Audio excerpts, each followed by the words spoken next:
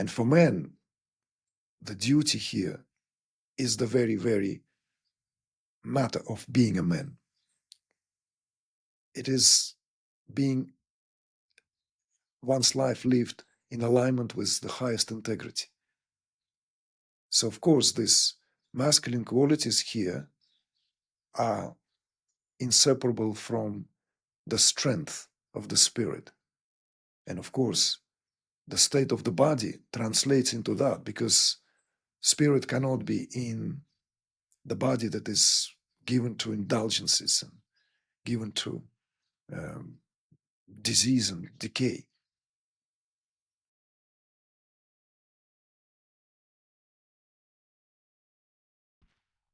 You know, I feel like there's a huge renaissance of a conversation what that even means today, manhood and the qualities of masculinity and the whole, you know, the energetic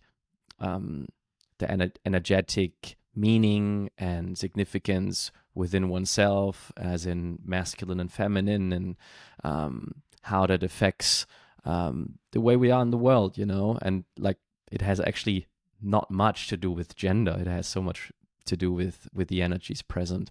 And so, you know, given that that's how I discovered you, I would just love to open up a space for you to share a little bit about what I've so much resonated with when you're speaking about the Dharma of men that we are carrying, and what does that mean, or what does it mean today to be a man? The principle of masculinity and the principle of femininity here is an expression of these polarities that are embracing perpetually. And out of that embrace, everything comes out. So that embrace contains in itself the deepest Atma's transcendence, and at the very same time, the procreation of the world as we know it, because it carries and is empowered by the very, very polarities that the masculine and the feminine here represent, and how that is reflected in our psyche. Our psyche is forever split until the union or reunion, the sublimation of masculine and feminine energy begins to take place. Without that sublimation, one lives, as it were, leaning and limping into either of its sides. So this is very well known in a spiritual discourse, obviously, but it is not known out there in the popular discourse.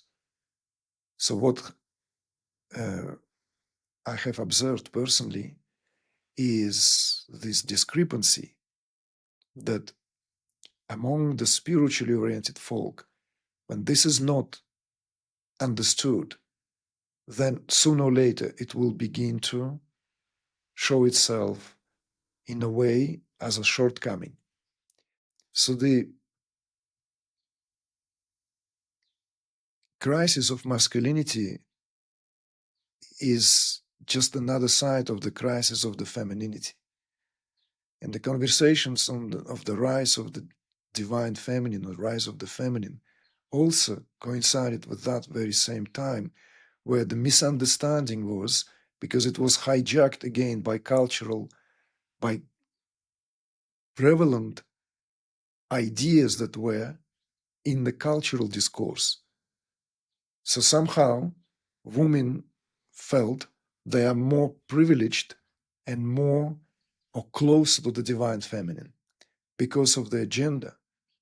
Whereas to me it was very important that the understanding has to here be rooted in the fact that masculine and feminine principle is what transcends our genders there and then.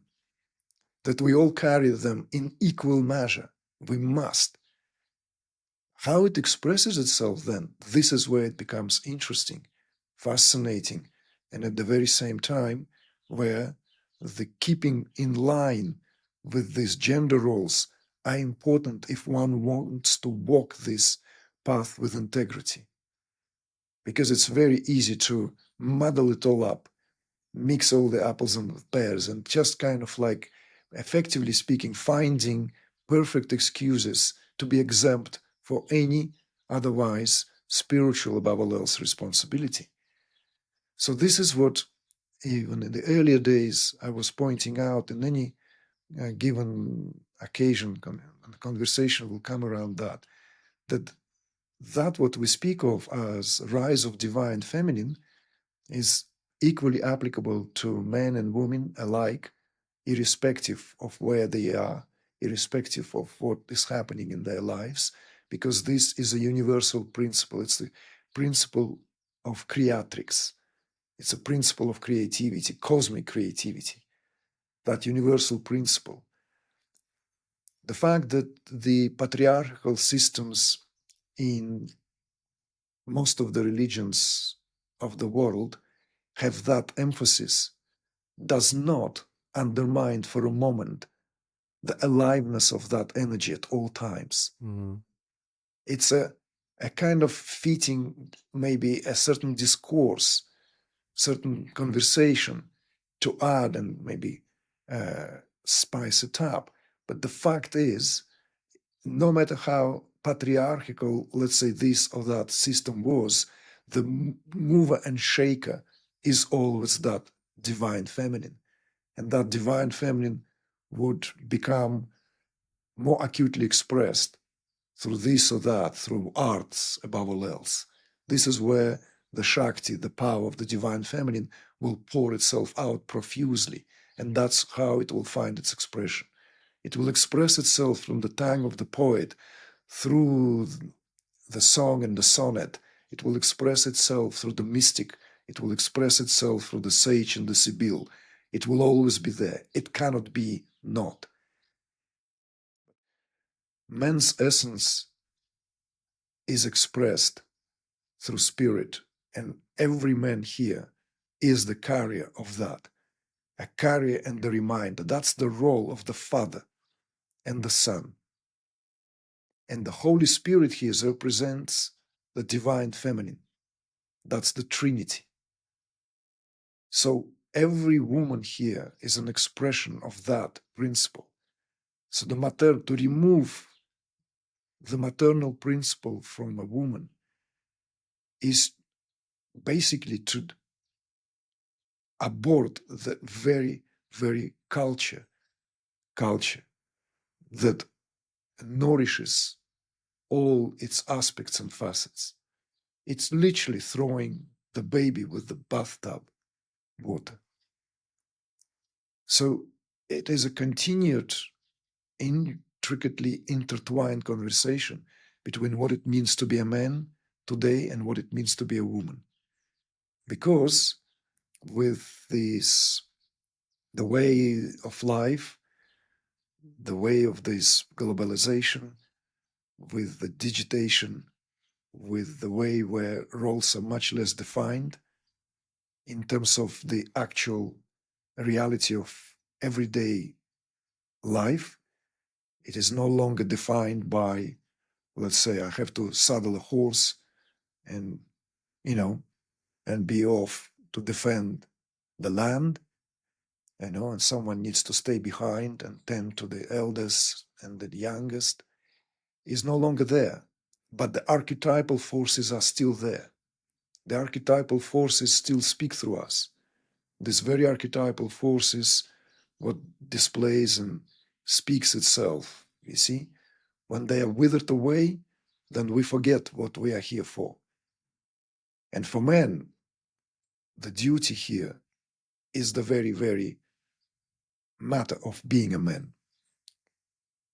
It is being one's life lived in alignment with the highest integrity. So, of course, these masculine qualities here are inseparable from the strength of the spirit. And of course, the state of the body translates into that, because spirit cannot be in the body that is given to indulgences and given to disease and decay.